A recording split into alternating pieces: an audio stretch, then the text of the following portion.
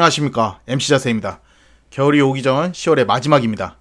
10월은 제가 하는 일이 1년 중에 가장 바쁜 시기입니다. 그러다 보니까 물 들어올 때 노져야 해가지고 10월에 아주 바싹바싹 일하고 있는데 그래서 짬을 내서 이 영상 만들 시간이 조금 부족하긴 합니다. 그래도 항상 생각하고 재미있고 도움되는 영상을 만들려고 머릿속에는 항상 구상을 하고 있습니다.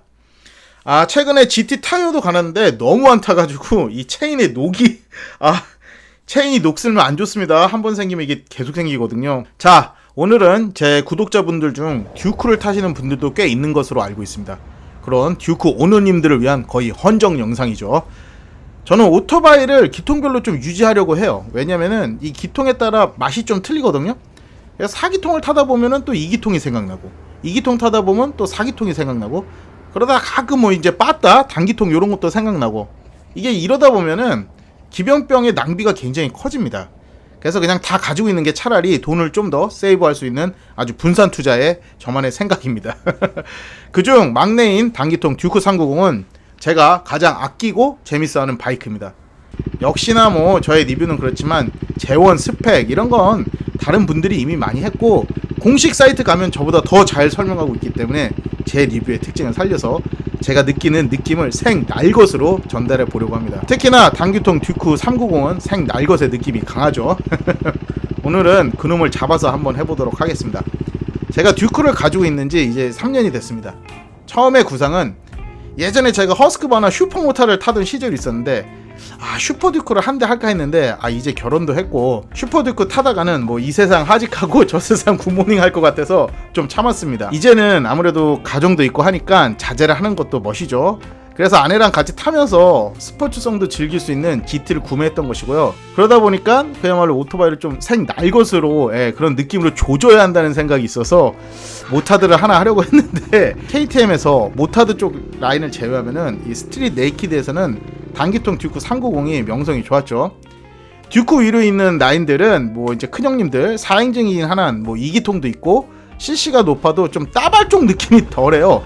그렇다고 KTM 뭐 모타드로 가기에는 뭐 모타드에 맞는 룩과 문화로 좀 타야 되는데 그건 이제 좀 부담도 되고요. 뭐 임도를 타는 것도 아니고 이제 주위 눈치도 좀 봐야 하는 나이여서 그런지 그래서 가볍게 움직이는 듀크 390을 선택했습니다. 지금은 솔직히 KTM 듀크 390은 중고 가격 방어가 전혀 없이 한마디로 똥값이 됐죠. 뭐 근데 듀크는 제가 계속 가지고 갈 녀석이라서 뭐 크게 신경 쓰지 않습니다.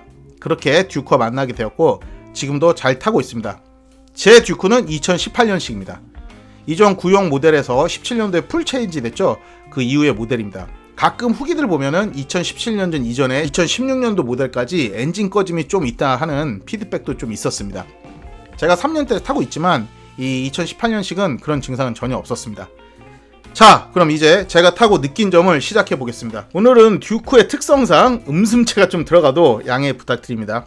첫 번째, 외형입니다. 우선 390 이놈은 듀크 라인 중에서 125가 가장 막내고 바로 그 위죠. 뭐 125도 그렇지만 외형, 즉 왁구가 그렇게 밀리지 않게 나왔어요. 이 듀크의 패밀리 룩을 잘 살리고 있죠. 구형 모델은 뭔가 좀 둥글고 좀 더 여치 메뚜기 같다면은 2017년 이후로는 더 공격적이고 직선적인 사마귀 같은 모습으로 나왔습니다. 큰형 슈퍼듀크와 좀 비슷한 외모도 한몫하죠. 실제로 제 와이프는 슈퍼듀크 슬쩍 보고 오빠 거다 라고 했지만 아니야, 내가 아주 미약한 밑에 있는 거야, 비슷하게 생긴 거야 라고 한 적도 있습니다. 디자인만 단지 직선적인 게 아니라 이전 앞에가 좀 더 잘려나간 듯한 느낌으로 공기가 부딪혀서 깨고 나가는 모습이라면은 이 디자인이 체인지된 신형 모델부터는 공기의 흐름을 타고 나갈 수 있게 좀 생겼죠. 구형이 묵직한 어퍼컷 같은 느낌이라면은 신형은 빠른 송곳 같은 스트레이트적인 느낌이 더 강합니다. 전체적인 디자인이 구형 모델이 좀 더 엔드류적인 모델이었다면 신형은 좀 더 네이키드적이면서도 공격적인 모습을 갖추고 있습니다.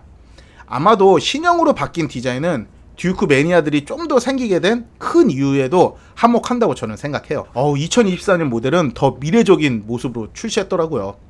컴팩트한 디자인은 듀크의 그 모양만큼 스트릿 펌 바이크로 아주 즐겁게 탈 수 있는 바이크입니다. 이것은 프레임이나 바이크 설계 자체가 그렇게 탈 수 있게 최적화해서 제작되었다고 저는 생각해요. 우스운 이야기로 듀크의 앞타이어는 뒷타이어 10번 갈 때까지 갈지 않는다. 다만 앞쇼바가 먼저 나갈 뿐이다. 라는 그런 농담도 있습니다. 또 제가 이런 말 했다고 듀크는 어떤 바이크다, 그 타는 사람 어떠다, 이렇게 하시는 분들이 해서 제가 위에 한 말은 알아서 생각들 하시고요. 그렇게 타기 딱 좋게 생긴 바이크입니다. 물론 저는 그렇게 타진 않습니다. 오해하지 말아주십시오. 이렇게 펌 바이크라고 해서 간혹 다른 브랜드의 작은 펌 바이크들을 생각하시면 조금 곤란합니다. 듀크 390은 작은 녀석이지만 이 시트고가 결코 낮지 않습니다. 제가 가진 리터급 S1000 GT가 이 시트고가 한 810인 것에 비해서 듀크는 835가 넘어요. 그래서 쿼터라 작게 생각하고 그냥 타면 되겠지 하고 앉았다가 이렇게 까치발의 현실을 맞이할 수도 있습니다. 저 역시 신장에 비해 그래도 다리가 조금 긴 편인데 듀크는 양발 착지 간신히 합니다. 태생부터 발 땅에 붙이고 탈 생각 하지 마라 이런 거죠. 작은 녀석이 아주 매운맛입니다. 하지만 시트고가 묵직하게 눌리면서 나가는 느낌이 아닌 휙휙 옆으로 잘 쳐지는 느낌으로 타는 바이크라 쉽게 더 재밌게 탈 수 있는 그런 스트릿 펌 바이크라고 이야기할 수 있습니다. 자, 두 번째, 성능에 대해서 제가 얘기해 보겠습니다. 성능을 이야기하려면 엔진 성능, 서스펜션, 브레이크 재원 이런 거 이야기해야겠지만 이런 거 다 이미 나와 있잖아요. 저는 제가 느낀 점을 좀 이야기해 볼까 합니다. 우선 듀크 하면 뭐죠? 빠따. 이 빠따라는 말을 많이 들어보셨을 거예요. 그만큼 순간 출력이 잘 때려준다는 것입니다. 이건 단기통의 특징 중 하나로서 땡기는 맛이 좀 쫀쫀한 거죠.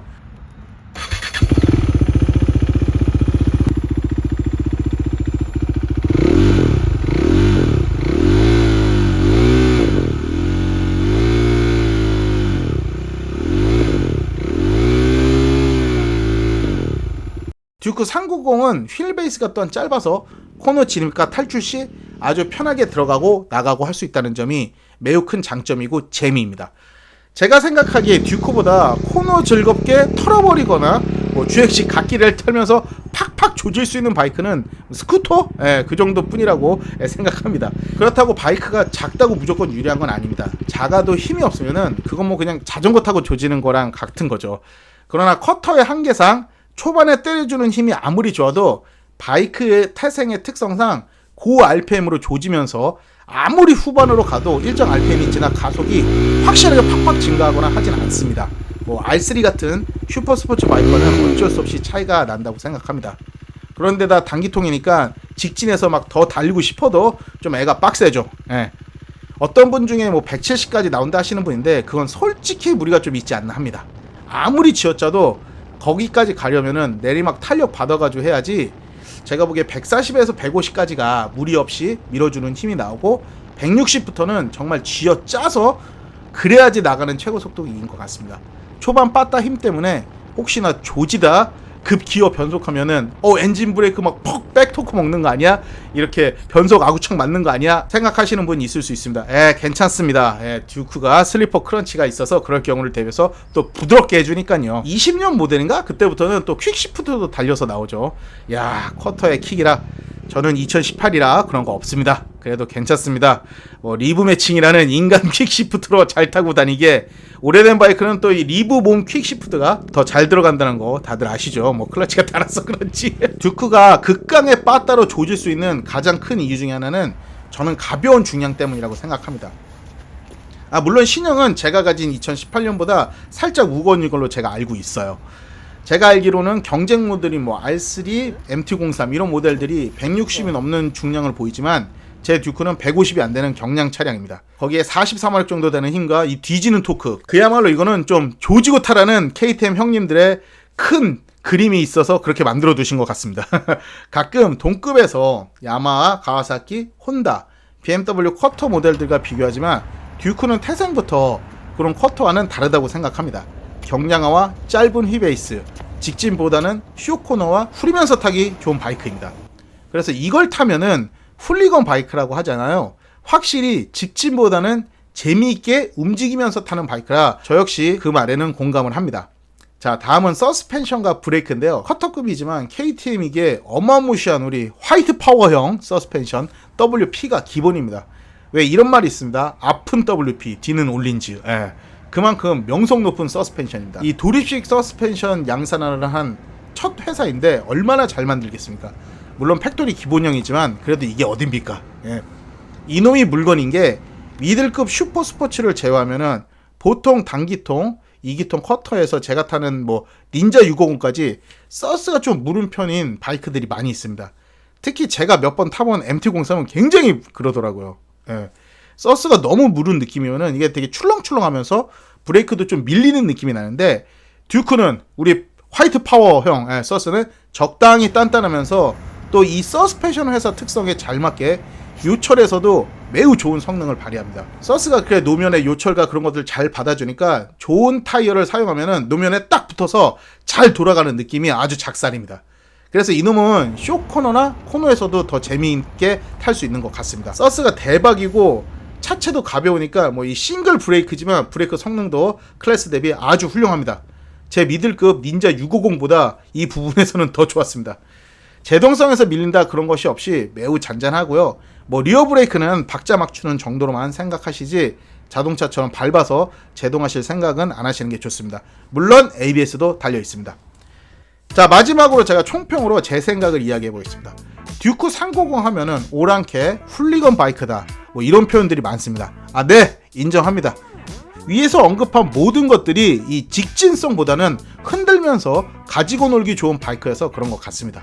왜냐면은 그냥 직진만 타면은 내가 뭐 하고 있는 거지? 라는 생각을 가지게 되고 바이크의 특성을 살려서 타다 보니 그렇게 되는 것 같습니다.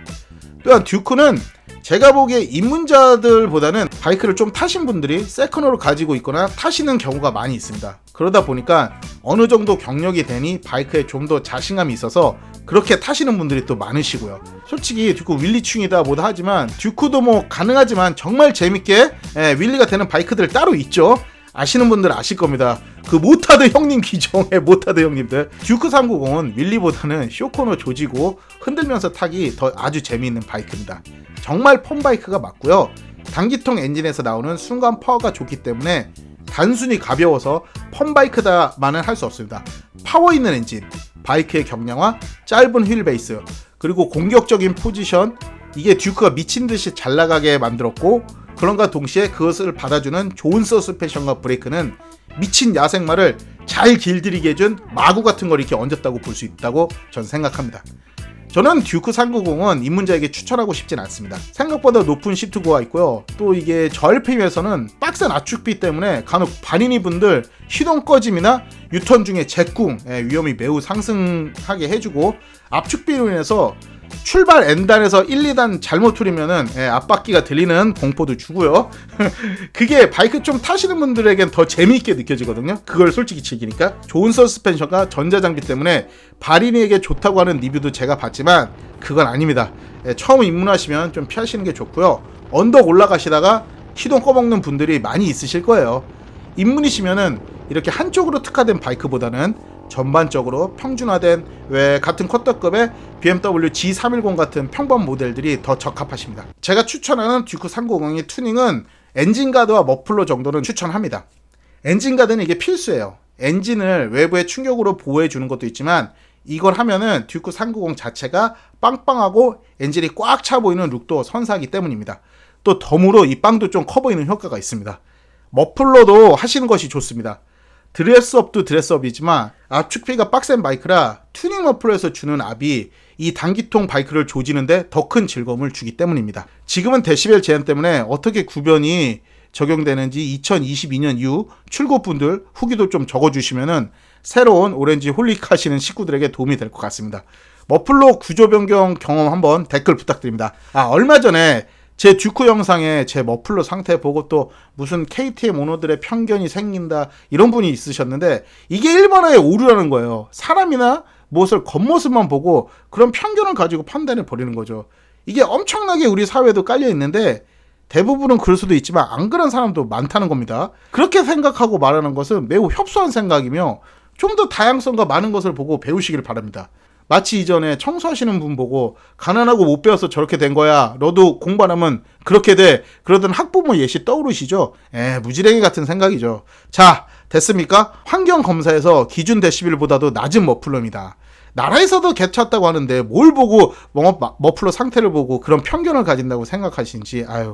그런 말 하신 분 가지고 있는 순정 바이크보다도 어쩌면 낮을 수 있는 결과치입니다. 뭘 보고 KTM 오너들은 다 그렇다 이렇게 편견이 생기네 만에 그렇게 평가를 하십니까? 평가를 그렇게 전하지 말기 바랍니다. 자, 앞으로 그런 댓글은 그냥 읽고 삭제 차단하도록 하겠습니다. 오늘은 듀크 390에 대한 저의 솔직한 리뷰를 적어보았습니다.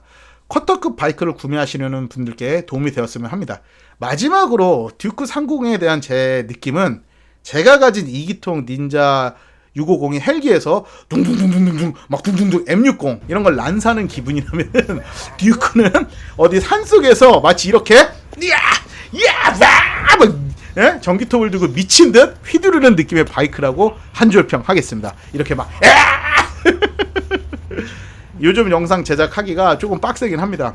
10월에서 12월까지 제가 하는 일이 가장 바쁜 시기이고 이때 추수를 잘해야 되니까 바이크를 탈 시간도 없고 지나고 나니까 또 빡치네요. 그런 중요한 시기에 뭐 작년에 무슨 미친 동호회를 운영한다고 뭐 한다고 일 빼먹고 가게 문 닫고 12월 대목에 주말에 가게에서 무슨 무료 봉사하듯 모임 자리 내주고 나중에 제가 이거 12월 동호회 한번 깔 때 또 한번 이야기 해야겠네. 진짜 짜증나게 자, 그런 시기여서 바이크를 자주 못하지만 그래도 바이크와 항상 즐겁게 살아가며 또 좋은 영상으로 찾아뵙겠습니다.